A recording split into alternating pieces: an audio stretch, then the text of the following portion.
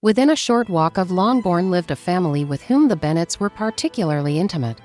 Sir William Lucas had been formerly in trade in Meryton, where he had made a tolerable fortune, and risen to the honour of knighthood by an address to the king during his mayoralty.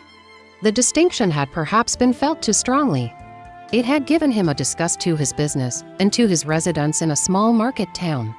And, in quitting them both, he had removed with his family to a house about a mile from Meryton, denominated from the period Lucas Lodge, where he could think with pleasure of his own importance, and, unshackled by business, occupy himself solely in being civil to all the world. For, though elated by his rank, it did not render him supercilious. On the contrary, he was all attention to everybody. By nature inoffensive, friendly, and obliging, his presentation at St. James's had made him courteous. Lady Lucas was a very good kind of woman, not too clever to be a valuable neighbor to Mrs. Bennet. They had several children. The eldest of them, a sensible, intelligent young woman, about 27, was Elizabeth's intimate friend. That the Miss Lucases and the Miss Bennets should meet to talk over a ball was absolutely necessary.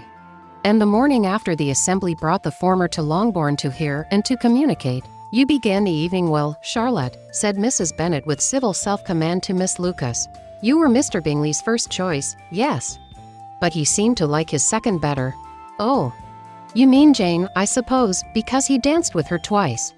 "To be sure, that did seem as if he admired her. Indeed, I rather believe he did. I heard something about it, but I hardly know what something about Mr. Robinson." "Perhaps you mean what I overheard between him and Mr. Robinson. Did not I mention it to you, Mr. Robinson's asking him how he liked our Meryton assemblies, and whether he did not think there were a great many pretty women in the room, and which he thought the prettiest? And his answering immediately to the last question, 'Oh, the eldest Miss Bennet, beyond a doubt.' There cannot be two opinions on that point, upon my word. Well, that is very decided indeed. That does seem as if, but, however, it may all come to nothing, you know. My overhearings were more to the purpose than yours, Eliza," said Charlotte. "Mr. Darcy is not so well worth listening to as his friend, is he, poor Eliza? To be only just tolerable. I beg you would not put it into Lizzie's head to be vexed by his ill treatment, for he is such a disagreeable man that it would be quite a misfortune to be liked by him. Mrs. Long told me last night that he sat close to her for half an hour without once opening his lips. Are you quite sure, Mum?"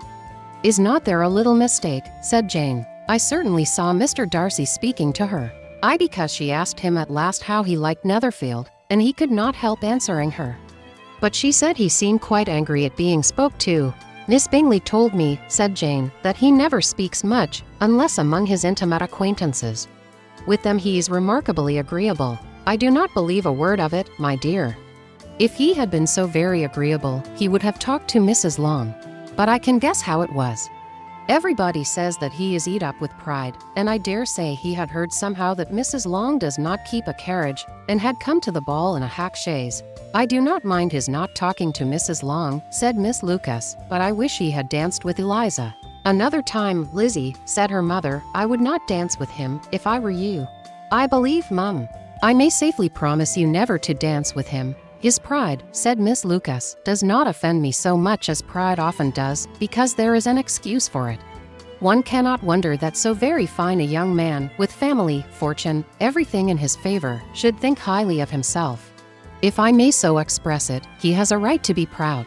"That is very true," replied Elizabeth, "and I could easily forgive his pride, if he had not mortified mine." "Pride," observed Mary, who piqued herself upon the solidity of her reflections, "is a very common failing, I believe. By all that I have ever read, I am convinced that it is very common indeed.